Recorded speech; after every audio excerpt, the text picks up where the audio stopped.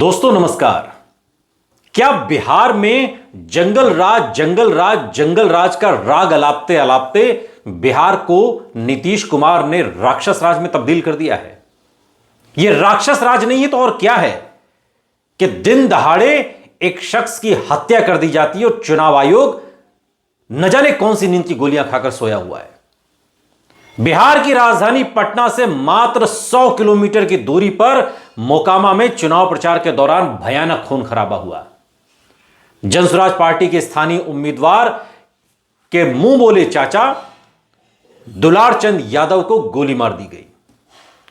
Police कह रही है कि दुलारचंद यादव बिहार की राजनीति में कई बड़े नेताओं के करीबी थे। मोकामा में उन्हें खासतौर पर लालू प्रसाद यादव का भरोसेमंद माना जाता था और घटना के वक्त वो चुनाव प्रचार कर रहे थे और उनकी हत्या का आरोप किसी और पर नहीं लगा है, अनंत सिंह पर लगा और अनंत सिंह के खिलाफ एफआईआर दर्ज हुई है। अनंत सिंह मोकामा में जिन्हें छोटे सरकार कहा जाता है, कहते हैं कि मोकामा में इनकी तोती बोलती है, लेकिन इन्हीं अनंत सिंह की आंखों में दुलारचंद यादव खड़क रहे थे। अनंत सिंह ने आरोप लगाया पहले सूरजभान पर, वही सूरजभान जिनकी पत्नी वीणा देवी उसी मोकामा में अनंत सिंह को टक्कर दे रही हैं। और कहीं ना कहीं अनंत सिंह वर्सेस वीणा देवी की इस जंग में, दो बाहुबलियों की इस जंग में पीयूष प्रियदर्शी जो जनसुराज पार्टी के उम्मीदवार थे, जिनके समर्थन में दुलारचंद यादव प्रचार कर रहे थे, वो इनकी आंखों की किरकिरी बने हुए थे। पूरी घटनाक्रम को आपको समझाएं, लेकिन उससे पहले आप इस पूरे सियासी समीकरण को समझ लीजिए। मोकामा की जो जमीनी हकीकत है, जो वहां के मतदाताओं का हिसाब किताब है, उसे समझ लीजिए, जिससे कि आपको इस हत्याकांड की जो तहें हैं उसे खोलने में आसानी होगी। मोकामा नगर परिषद शहर में कुल 9,742 परिवार रहते हैं और कुल आबादी है 60,678, जिसमें 32,277 पुरुष और 28,401 महिलाएं हैं। यानी कि प्रति 1000 पुरुषों पर 880 महिलाएं हैं। अब आंकड़े चिंताजनक है, इस पर मत जाइए, खासकर तब जब बच्चों की आबादी पर नजर जाती है तो 0 से 6 साल की उम्र के बच्चों की संख्या 8,995 है, जिसमें 4,813 लड़के और 4,182 लड़कियां हैं। मोकामा में हिंदू आबादी कितनी है? 57,243, जो कुल आबादी का 94.34% है। और मुस्लिम आबादी सिर्फ 3,099 है, यानी 5.11%। इसका मतलब शहर के ज्यादातर इलाके हिंदू बाहुल्य हैं और मुस्लिम आबादी छोटी संख्या में रहती है। ये आंकड़े न सिर्फ जनसांख्यिकी तथ्य बताते हैं, बल्कि शहर के सामाजिक ताने बाने को उजागर करते हैं, वहां के जो बाहुबली हैं उनके मिजाज को बताते हैं। एजुकेशन पर आइए मोकामा की। अनंत सिंह खुद कभी स्कूल नहीं गए। अनंत सिंह ने आज तक स्कूल का मुंह नहीं देखा और अभी एक इंटरव्यू में अनंत सिंह ने कहा कि पढ़े लिखे होते तो नौकरी करनी पड़ती, विधायकी में अनपढ़ भी चल जाते हैं। अनपढ़ अनंत सिंह के मोकामा में साक्षरता की दर 72.8% है, जो पटना जिले के औसत 70.7% से थोड़ी ज्यादा है।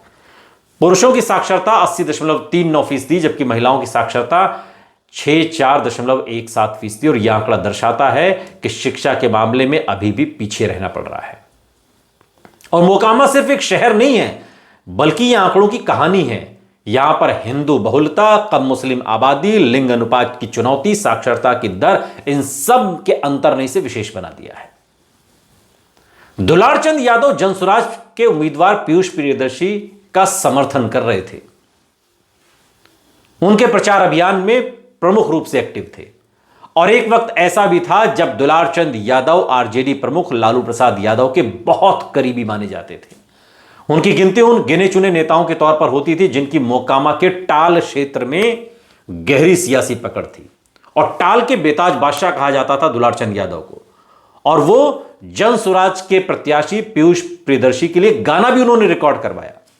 और पुलिस के मुताबिक दुलारचंद यादव का आपराधिक रिकॉर्ड भी रहा, जिन पर हत्या, आर्म्स एक्ट के कई मामले दर्ज हैं। खुद अनंत सिंह, जिन पर दुलारचंद यादव की हत्या के मामले में एफआईआर दर्ज हुई है, अलग अलग थानों में 28 मुकदमे दर्ज हैं अनंत सिंह पर, जेल भी होकर आ चुके हैं। कई बार। मोकामा में दुलारचंद हत्याकांड पर पटना पुलिस की एक प्रेस विज्ञप्ति सामने आई, जिसमें उन्होंने कहा कि दुलारचंद उस क्षेत्र के पूर्व के अपराधी रहे जिन पर हत्या, आर्म्स एक्ट के कई कांड दर्ज हैं। उनकी मृत्यु संदेहास्पद परिस्थिति में हुई और पोस्टमार्टम की रिपोर्ट, सीसीटीवी फुटेज से घटना का कारण स्पष्ट सामने आएगा। पुलिस की फिलहाल यह जांच चल रही है। आपको यह भी बता दें कि दुलारचंद पहले आरजेडी से जुड़े थे, लेकिन टिकट अपने नेता को नहीं मिला, तो इसलिए उन्होंने जनसुराज के समर्थन की बात कह दी। हालांकि उनके पोते ने साफ किया है कि दादा आरजेडी का प्रचार कर रहे थे पहले, और बताया जाता है कि जनसुराज पार्टी के प्रत्याशी पीयूष प्रियदर्शी अपने समर्थकों के साथ चुनाव प्रचार पर निकले थे और इसी दौरान काफिले पर कुछ लोगों ने लाठी डंडों से हमला कर दिया। आरोप है कि भीड़ में से किसी ने गोली भी चलाई और यही गोली दुलारचंद यादव को जाकर लगी। दुलारचंद यादव को वही गोली लगी, अगर आपने वो तस्वीर देखी हो। दुलारचंद के परिजनों ने मोकामा के पूर्व विधायक अनंत सिंह पर सीधे सीधे हत्या का आरोप लगाया है। परिजनों ने अनंत सिंह को फांसी पर चढ़ाने की मांग की है।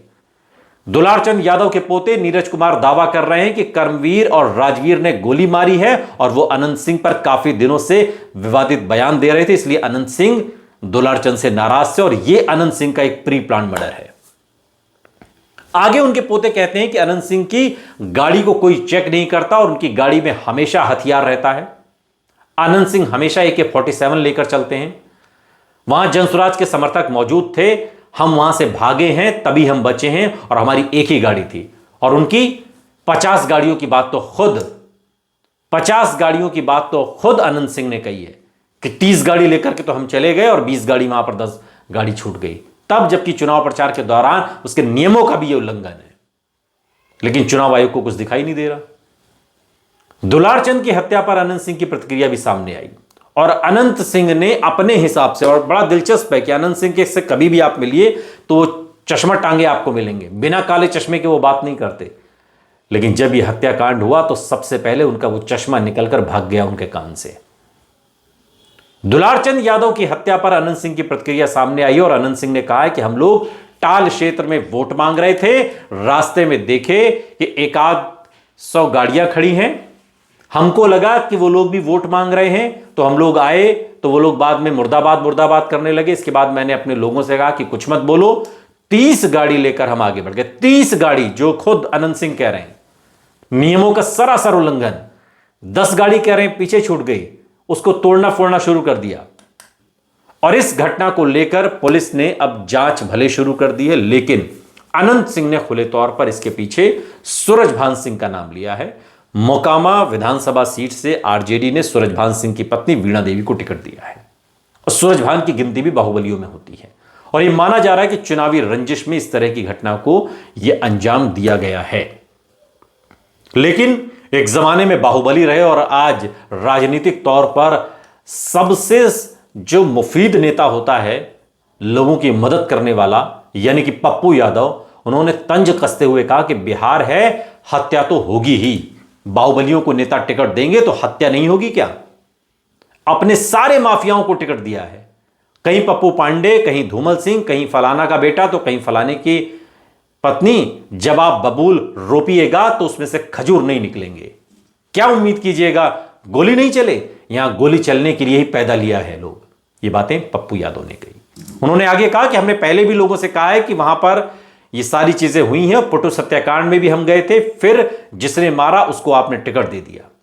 यादव की तो बड़ी विचित्र बात है, हमारे बच्चों को मारा और हमारे लोगों ने ही वोट दे दिया। आज दुलारचंद को मारा गया, कल महतो पर पत्थर चलेगा। अपराधियों का नंगा खेल बंद करिए, यह बात पप्पू यादव ने कही है। लेकिन क्या चुनाव आयोग की पेशानी पर बल पड़ेगा? क्या चुनाव आयोग को समझ में नहीं आ रहा है कैसे 30-30 गाड़ियां लेकर, 50-50, 40-40 गाड़ियां लेकर अनंत सिंह अपने पूरे चुनाव प्रचार के दौरान घूम रहे हैं? और क्या चुनाव आयोग को समझ में नहीं आ रहा है?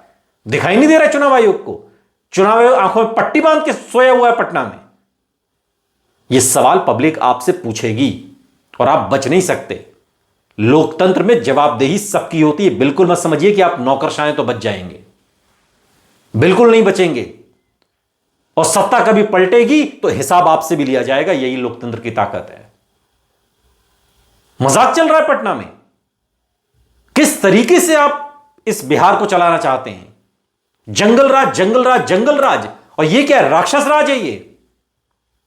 इसका जवाब चुनाव आयोग को देना पड़ेगा, नीतीश कुमार को देना पड़ेगा, प्रधानमंत्री मोदी और गृह मंत्री अमित शाह को देना पड़ेगा, जो चुनाव प्रचार कर रहे हैं, नीतीश कुमार के लिए वोट मांग रहे हैं, या फिर संक्षेप में कहें तो अनंत सिंह के लिए वोट मांग रहे हैं। अनंत सिंह के लिए वोट मांगने वाले प्रधानमंत्री नरेंद्र मोदी, गृह मंत्री अमित शाह, मुख्यमंत्री नीतीश कुमार, आपको जवाब देना चाहिए कि दुलार चंद का हत्यारा कौन है। यह जवाब आपको देना पड़ेगा।